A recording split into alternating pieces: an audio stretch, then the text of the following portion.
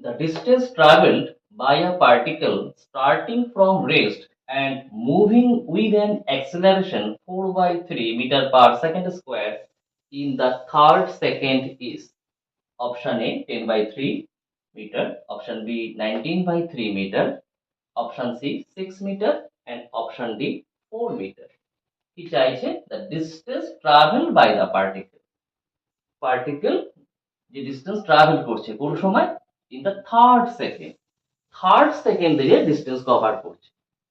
তো আমরা জানি n সেকেন্ডে যে ডিসটেন্স কভার করে তার ফর্মুলা কি, n সেকেন্ডে ডিসটেন্সের ফর্মুলা হচ্ছে s suffix n equal to u plus half a 2n minus 1।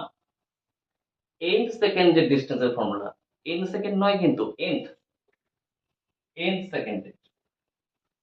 তো এখানে কিন্তু 3 সেকেন্ডের ডিসটেন্স চাইনি, এখানে চেয়েছে কি থার্ড সেকেন্ড।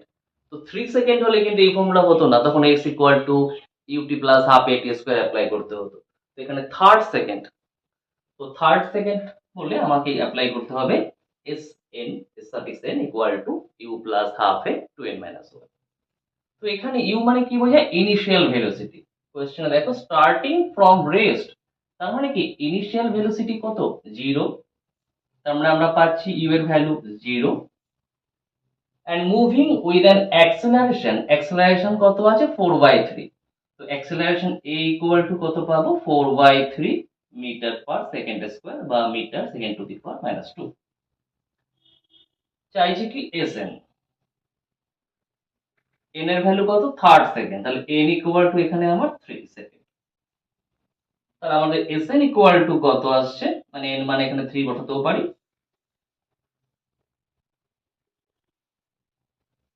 u এর ভ্যালু 0, হাফ এর ভ্যালু আছে 4/3, n কত 3 মাইনাস 1,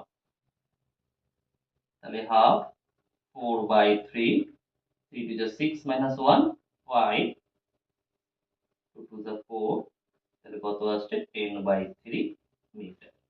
কোথায় আছে এ তে, তাহলে option A is the correct answer.